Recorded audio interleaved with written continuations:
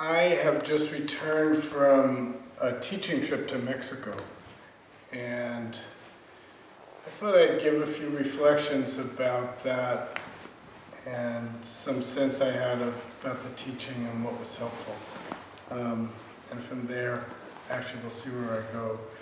To be honest, I got back Monday night, and the last 10 days that I was in Mexico, I gave 10 different Dharma talks. So after about 4 or 5, I thought, well, okay, I've said everything that I could possibly say. But the people in our group in Jalapa, who I have been going down to visit for the last, I guess, 4 of the last 5 years, they practice a little bit more of a Soto style, Japanese style Zen, and they're used to a lot of Dharma talks. So every day I had to give a Dharma talk, and then every evening I had to answer questions. At least they're used to asking questions. Without Sergei here, people get pretty quiet when it comes to questions, but at least in Jalapa, they were very willing every night to ask as many questions as we needed to fill the hour. So it's actually helpful because you start to reflect on things and bring the teaching to things that I may not have thought to say. So when we do open for questions in about 20 or 25 minutes, if you have a question, it's quite helpful for the group. It's helpful to in a sense, to turn the teachings a little bit, to look at them in ways that perhaps me as the teacher giving the talk, I might not consider, and yet it might be very valuable to look at. So please do ask your questions.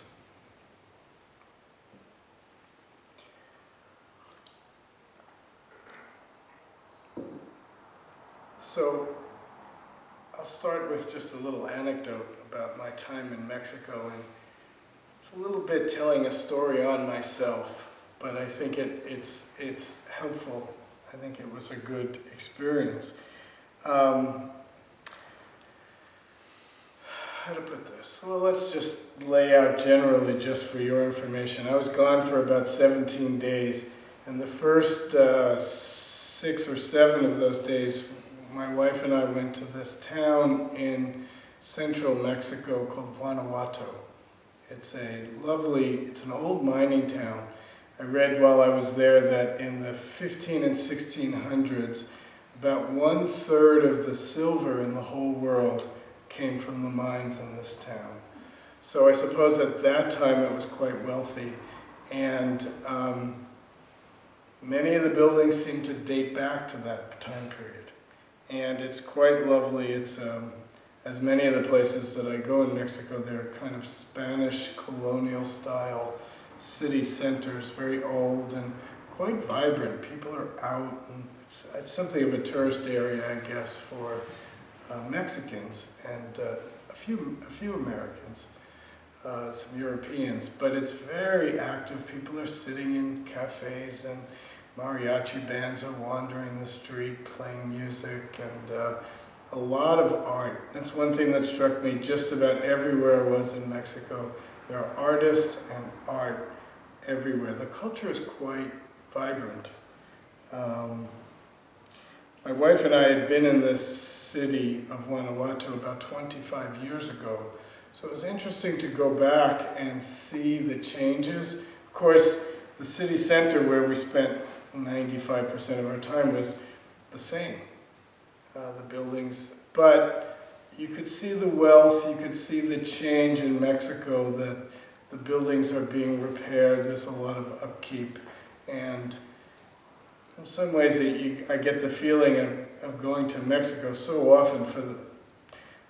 About 25 or 26 years ago we started traveling there, and probably went about 15 times all through the 80s and 90s. Then we started branching out. But it's gotten, you don't see nearly as much poverty as I did 25 years ago. Could be hidden for all I know. So, not too much. I guess the one thing I want to say about Guanajuato, Mexico in general has an interesting relationship with death. And there's a little bit of humor around death in Mexican culture, it seems.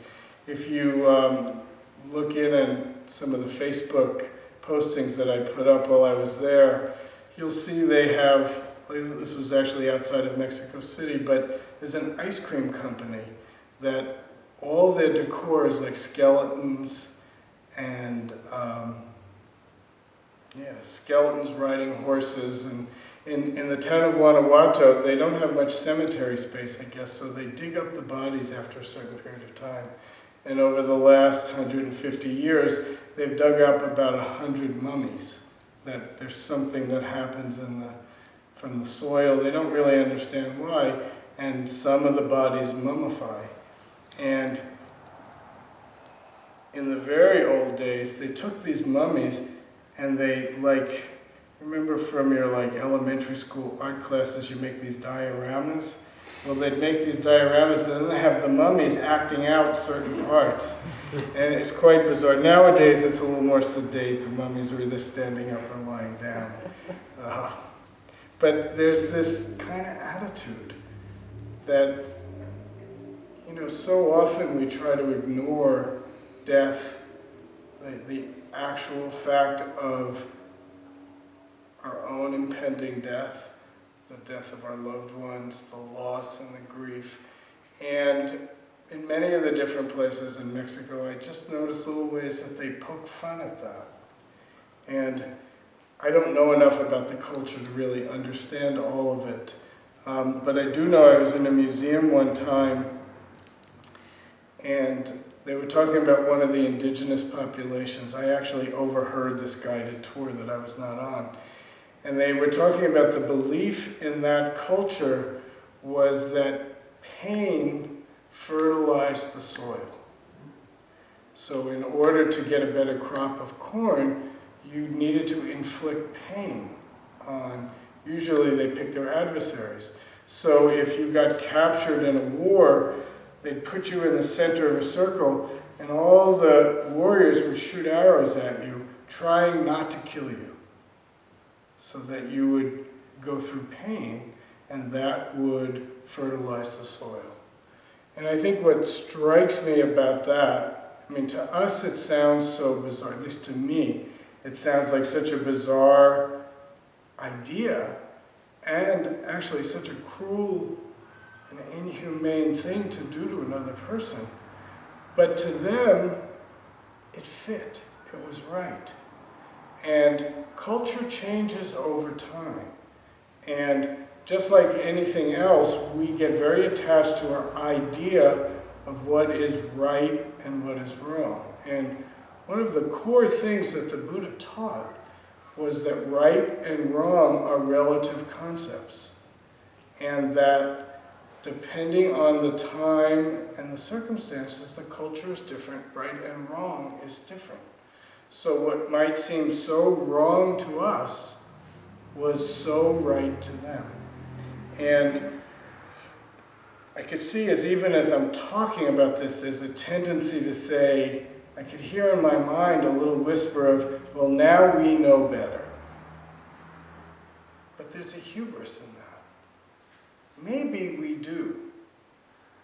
But 100, 200, 500, 1,000 years from now, human beings will not have the same sense of right and wrong as we do, if there even will still be human beings in that period of time.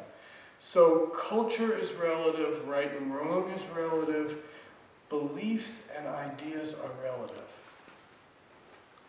But we hold so tightly to them, we believe so strongly in them, that we wrap our lives around them, and in the process we lose some flexibility.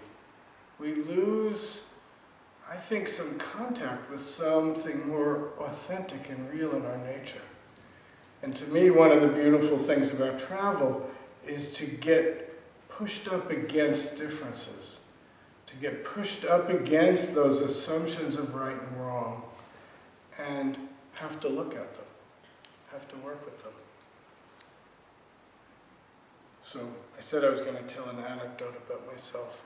So I did a retreat in Mexico City. We have a small Kwanum Sangha group that's part of our school in Mexico City, and this is probably the third time I've gone and led retreats for them.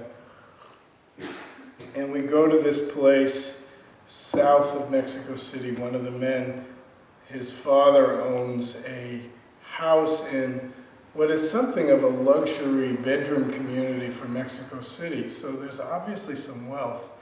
And the architecture is quite interesting, but the workmanship is not actually so good. The tiles are coming off the floor, all the doors, very hard to open and close. But some of you might remember when I came back last year from doing a retreat there, I remarked on this wonderful architectural design that they have. There's even here in this country now, kitchens and living rooms are all joining together in houses. And in this house, there's a kitchen and a big living area, and then there's a back door that is a lot like a garage door. And you lift open the whole back end of the house, and inside and outside become one. It's a good metaphor for Zen practice. Inside and outside become one. So sitting meditation inside is essentially sitting meditation outside, because the whole back of the building is open.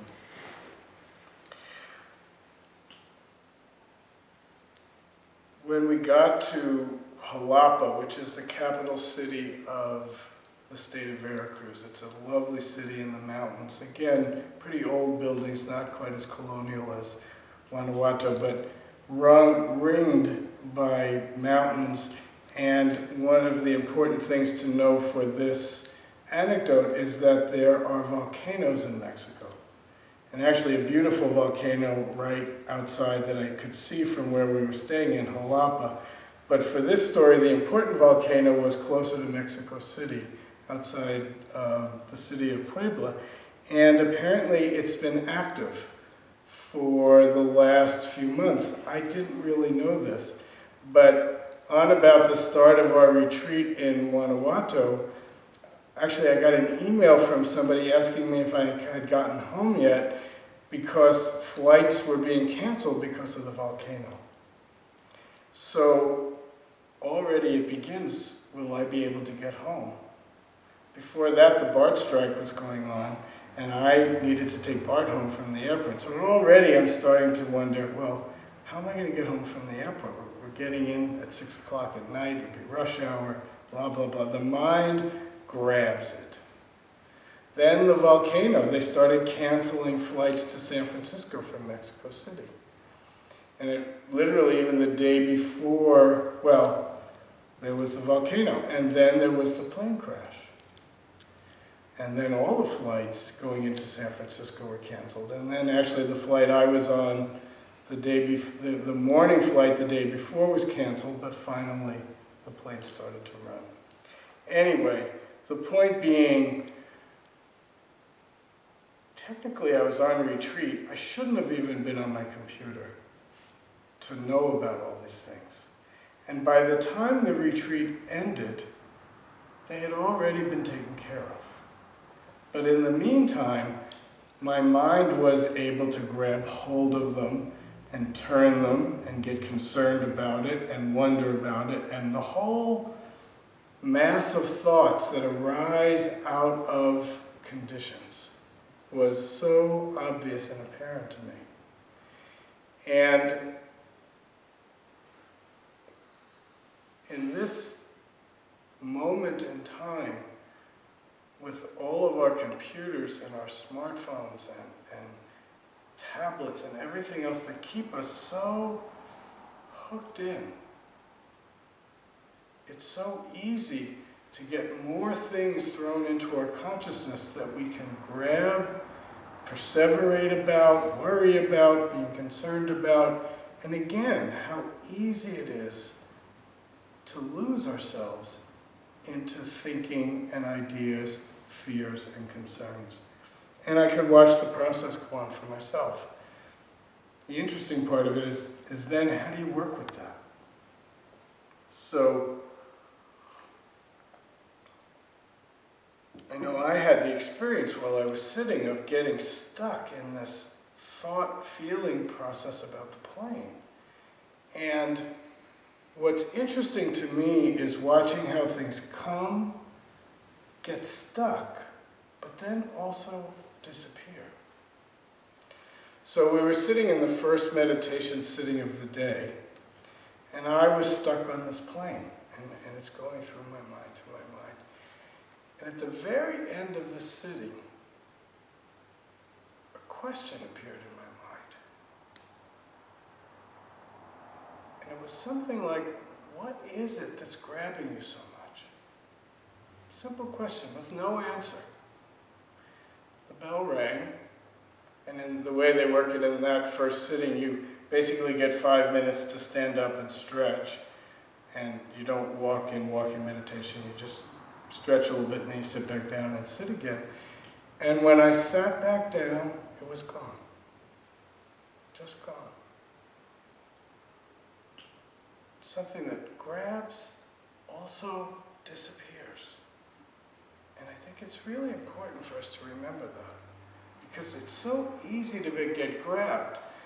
But the challenge for us, I think, is to make enough spaciousness in our consciousness. I like the phrase, and I picked this up from Zen Master Bon Soeng, it's certainly not original to me, is this idea of making our center stronger.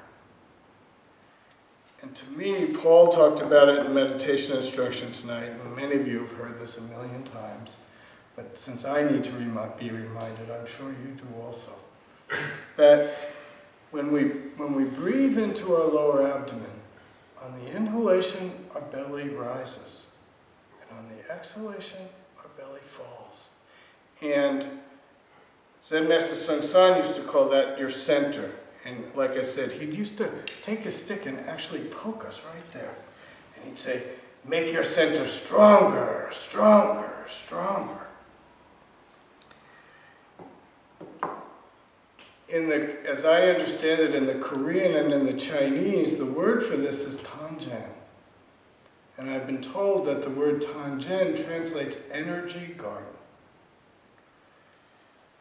So with our breath, we strengthen this energy garden.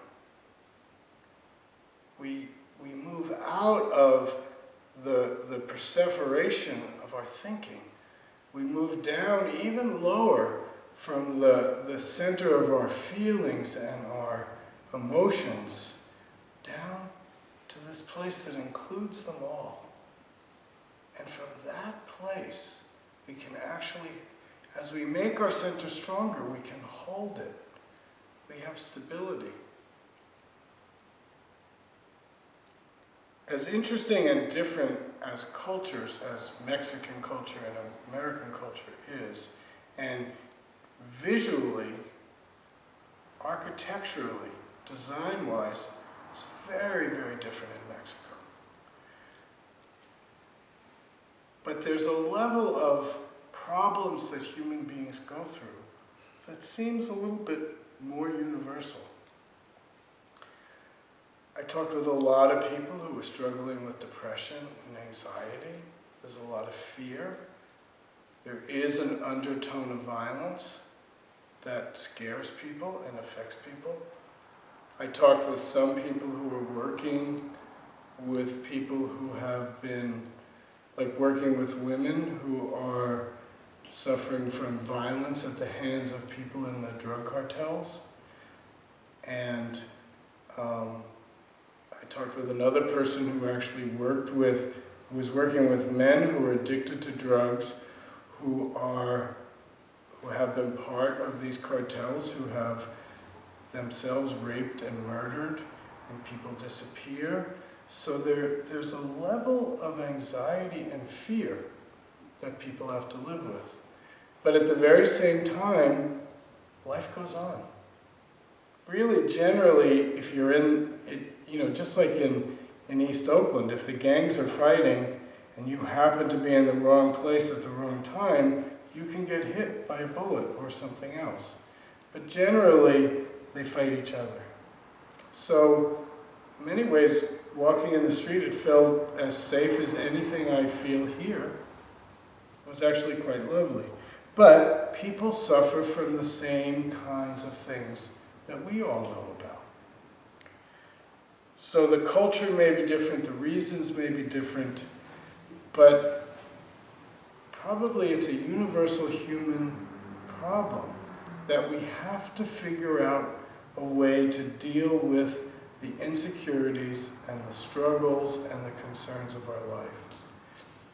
And the Buddha taught us some very simple, concrete ways to deal with the suffering of our lives. And I think there's a universality to it.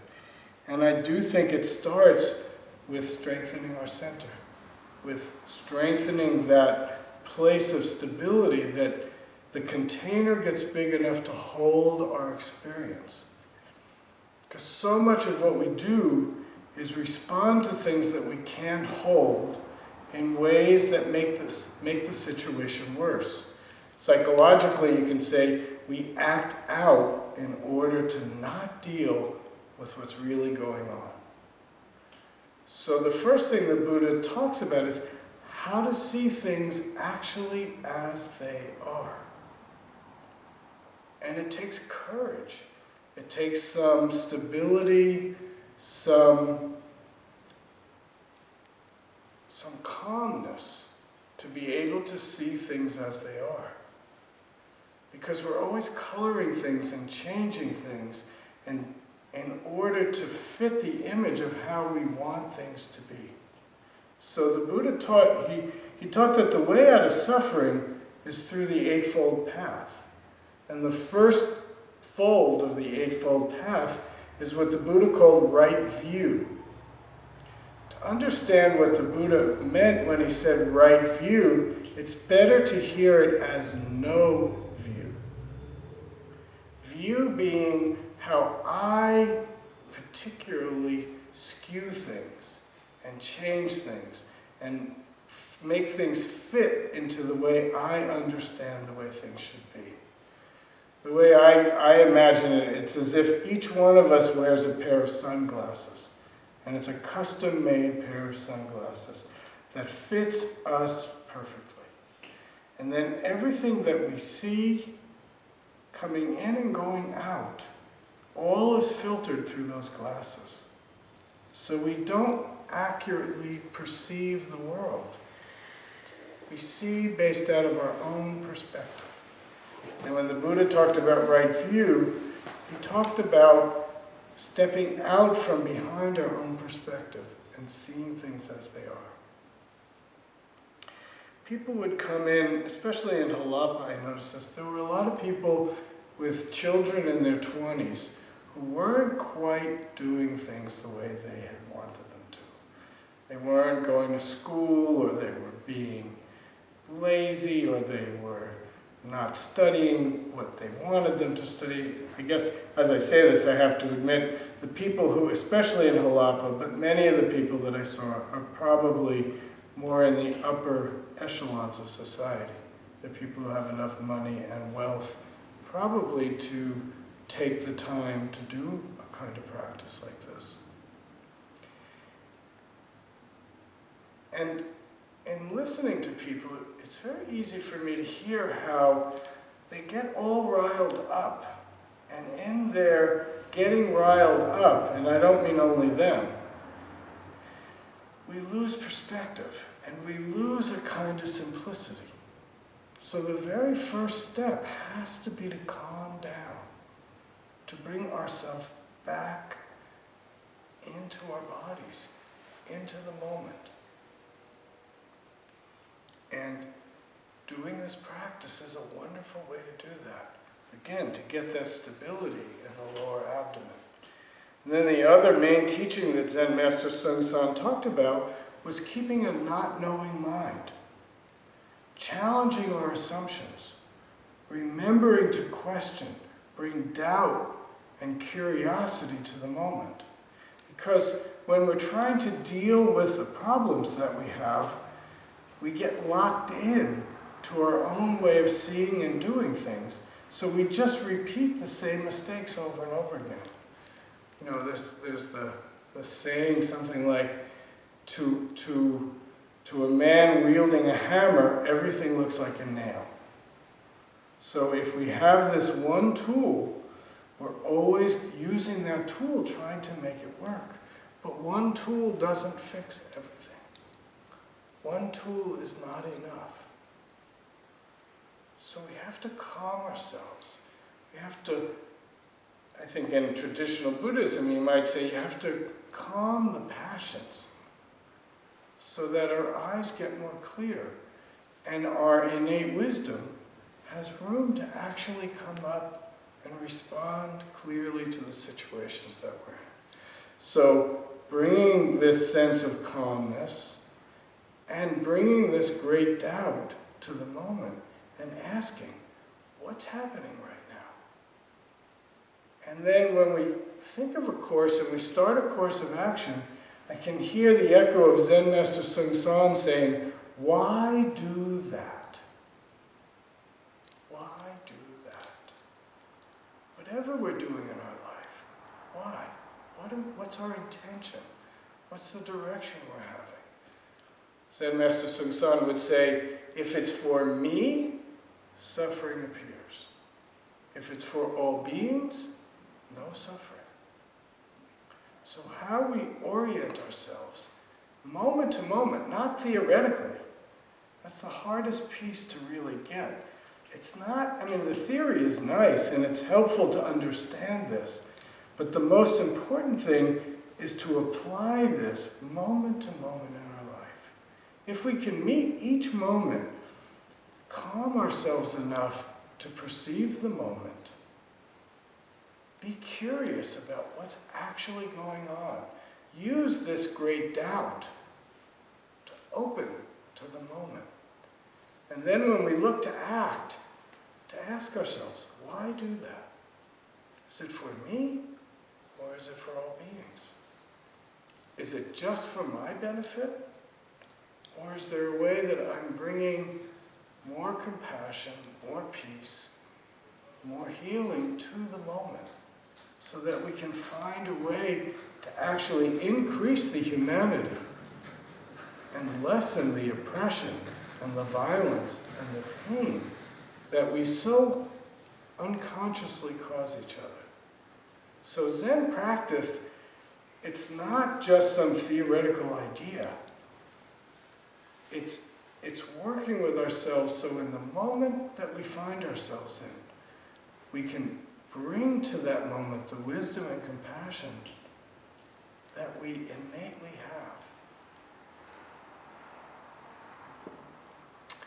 have. Question?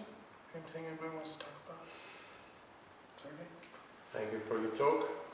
In the beginning of it, you were talking about relativity of good and bad, which reminded me that there is something in our teachings that I'm slightly not comfortable with. And that's when we talk about 5 precepts, we also talk about knowing when they're open and when they're closed. Mm-hmm. And the usual explanation that's given is that of a deer and a hunter, and it's okay to lie because otherwise the deer will get You're whacked. either going to lie or you're going to participate in the killing, and how do you decide which one? Yeah, but there are 5 precepts, and that's kind of an obvious one. But take something like sexual misconduct, or taking intoxicants to induce heedlessness. When would it be okay to commit sexual misconduct? When would it be okay to drink or do drugs?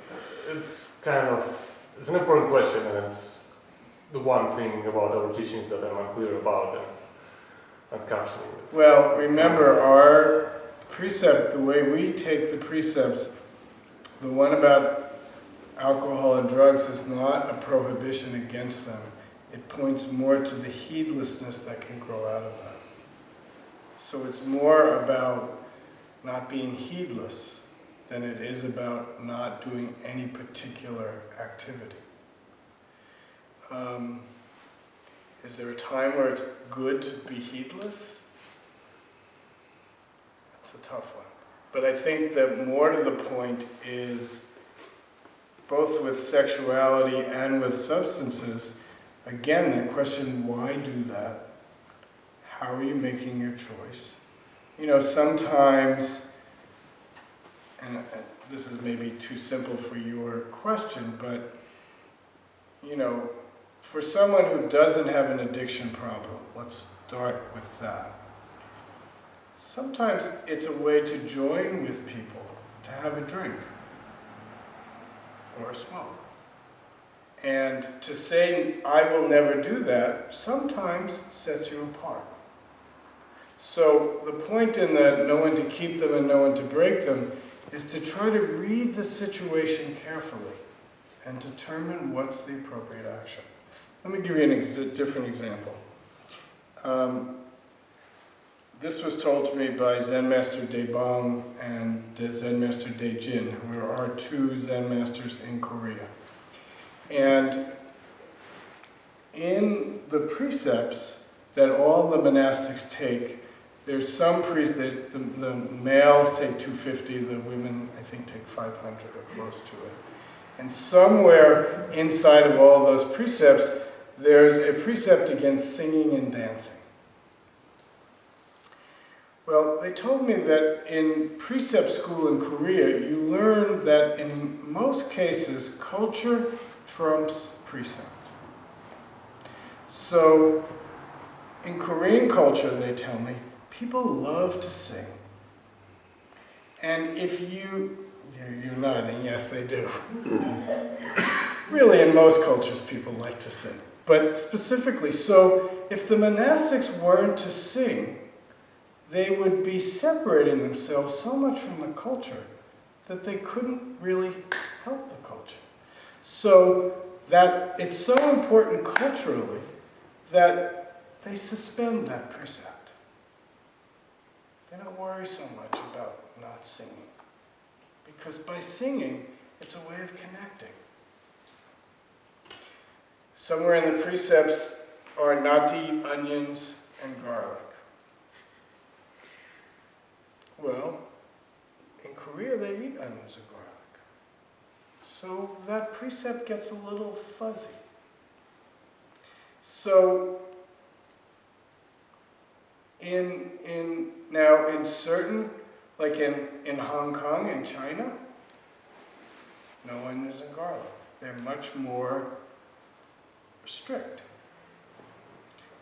Korean style seems to be a little bit looser from what I've told. I don't live that, so I don't know for sure. So culture has something to do with it. There's a relativity in there. There's a way that we can adapt. We don't have to, although we can, stay very rigid and tight. So when we say know when to keep the precepts and know when to break the precepts, we're asking us to do the harder job, to apply ourselves with a little flexibility and a little ease. Now to say there's any time where sexual misconduct is okay, I can't figure out a time that I can tell you that that's okay. But you know what? Things happen. What do you do then? So I don't know if I answered your question. If you need another shot on it, you can ask again. I think you addressed it quite well. Okay. Thank you. This touches a little bit on what you said, but I had this question before I heard you talk, and I've been thinking a lot, or actually studying a bit of nonviolence as an oppositional standpoint against... That's a... Just nonviolence as opposition to, let's say, state power yeah. that you oppose. And recently people have been studying this as in terms of just its effectiveness, and they've discovered that it's quite effective, actually, a resistance method that's very effective, which is a happy result. But I've been also observing how some of the examples that they've been studying most recently, going back to maybe the Philippines and the overthrow of Marcos, and now going to Egypt, and things that are going on in the Middle East lately, have demonstrated to me that, well, you can start off with this perspective of being, even the mass of the population can be nonviolent and have a successful revolution. But then all it really takes is two parties with enough guns to start shooting at each other, and all that goes out the window. It's not like in Mexico where the two, let's say two rival gangs are battling, and as long as you're not in between them, you're fine. In Syria and in Egypt now, it's everywhere. And you can be nonviolent all you want, but if there's two parties fighting each other in the way they are now, everybody gets hurt. Right. I guess I'm just curious about that. In a way, I'm looking for a way to view it that sort of saves nonviolence, and I'm having difficulty doing it. Actually, I don't know if I'm giving you from a Zen perspective or just my perspective. Right. But where I personally would probably err on the side of nonviolence, it seems to me that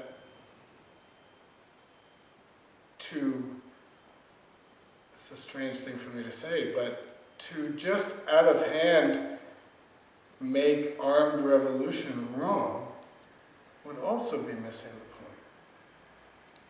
I mean, you wish it doesn't come to that, but I mean, in Syria they're having their own problems, but sometimes if one side has guns, the other does decide it needs to pick up guns. I mean, it's one thing, I guess in the civil rights movement, they made a decision to try, at least Martin Luther King did, to try nonviolence. And they were so outnumbered by guns, they probably couldn't get enough guns. So, I just don't know, good and bad, right and wrong is a little tricky. This is just a little anecdote, I guess, but when we were in Bodh Gaya, we met this man. He was a 90-year-old man, and his teacher was Gandhi's spiritual advisor. And if I understood him right when he said it, his teacher made the point to Gandhi that nonviolence was not nonviolent at all. That it's a violent act to stand in front. You choose not to fight, but it's not passive, it's aggressive. So it's tactic.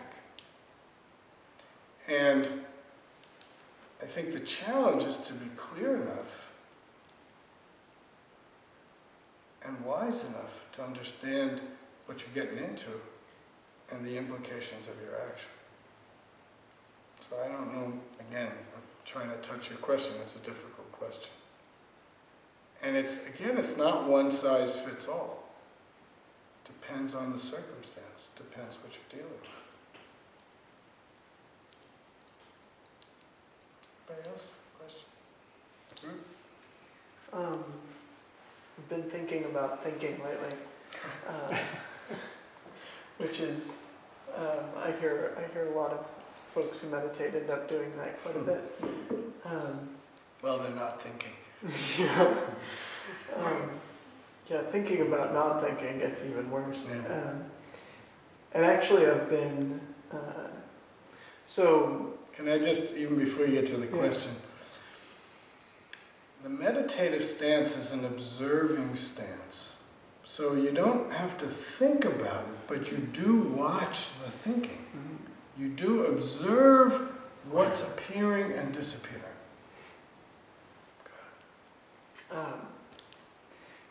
So I've been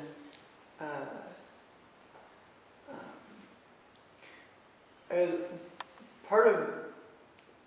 So ever since I started meditating, part of the effort has been not to add fuel to the fire of thinking, but to watch the thinking. Mm-hmm. But I'm also someone who very much enjoys ideas and is often hungry for more and more ideas and information about things. Mm-hmm. And, having this growing ambivalence, am I sort of getting lost in something? Yeah. And I've been really enjoying this book lately that's partly because it starts from this question, how do we set up a system of ideas? What's happening at that moment? but the book is generating ideas about that and conscious about that, but it's a work of philosophy, that's where it's going. And I'm enjoying it, and also occasionally thinking, why am I not just like putting this down?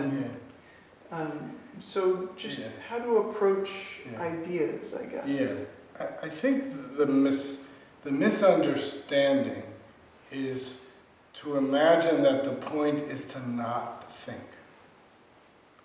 I think it's it seems to be a better way of saying it is to talk more about not attaching to the thinking. So you're an idea person, you're an activist, you're interested in how society works, you're looking for finding better structures to make the world a better place. And that does involve thinking. And to think that you should stop that, you would lose something quite important. So it's more working with the thinking so that you can use it and it doesn't control you. I remember one time I was at a ceremony in Rhode Island, and 2 minutes before the ceremony, they thrust this camera in my hand. They say, videotape the ceremony. Okay. So I'm walking around, I'm videotaping. And at one time, I must have been pissing off the Zen Master, because he screams out to me, "You have to plan!" Well, that's not thinking. And here, first of all, he didn't give me a chance to plan. But you can get attached to the idea of not thinking. That's not the point either. It's that you don't get lost, and that's the stability of your center. From there, you can use everything. Thinking is an amazing gift. I mean, what we can do with our thought is incredible. And how lost and confused and depressed and violent we can become from our thinking is also true. So thinking isn't the enemy, it's how we hold it and use it. And I think from there you can find your way. Thank you. Okay. Last question, Julie? We could do both. Well, I had a commentary and a Yeah, go ahead. question. A friend of mine was scheduled to pick up her brother from the airport in San Francisco, and she was, driving to the airport, and she heard the radio, and she's like, "Oh my God, the plane is my brother's plane is about to land," So she's just going, she just lost her mother, and she just lost her sister-in-law, and she's like, "Oh my God, is it going to be my brother now?" Like, she saw as her last family member. She's making this whole thing in her head and seeing this whole drama, and she's getting really upset. And then her brother texts her somehow, he's still on the plane, but he says, "I'm fine," we're circling. And then she's got this incredible feeling of relief, and oh, thank God, And then like the next minute she's like, "Shit, what am I going to do with all this time? Now I'm stuck." So she's not like a practitioner, but it was like such a great moment. Yes. She like lost herself, and she's like, "What the hell?" Like, I would say most any practitioner I know might fall right into that. yeah, but I mean, like, to be able to watch it and laugh at it, I thought was such a great thing. So I just appreciated that. I just thought that's so great that she could step back and laugh at that. My question is about death, because you were mentioning death in Mexico, and it's also been on my mind for other reasons. Do you think that practice helps with dying? Marshall could probably answer that better than me. No? No, it doesn't? No, it doesn't. Or no, you can't? It can. Again, it depends how you use it. It may not make it any less painful. It might not make it any more joyful. But bringing awareness and attention to anything changes it. So I would venture the guess of yes, if you But not that you will necessarily be more graceful, but bringing awareness and being able to see it, and maybe even like your friend, being able to laugh a little bit at yourself, opens things up a little bit. And that can't hurt. You know, being aware, sometimes people don't like this, but there is a difference between pain and suffering. Suffering is what we do with our pain. Suffering is the misery we add on to the pain that we already have. So if we're practicing and we get to cut that part a little bit, it's got to make it better for ourselves and everybody around us. Chris, you want to ask anything? Yeah, I mean, I often wonder just about how to bridge the practice I have here on the cushion to off the cushion. And it just, in your talk tonight, it just kind of really struck me as just being very clear in what you were saying about kind of, taking off the sunglasses in the moment in a given situation, calming yourself down. And then from that, kind of questioning your assumptions about the situation. And then after that, when you do take action, ask yourself why you're doing it. Is it for myself or for all beings? And that to me just seemed, I don't know if that's, to me it just was particularly clear about how I can take what I do here. Exactly. And if I could add one more point to that, then pay attention to the results. Learn from your experience. The universe teaches us if we pay attention. Okay? Okay. Thank you all very much.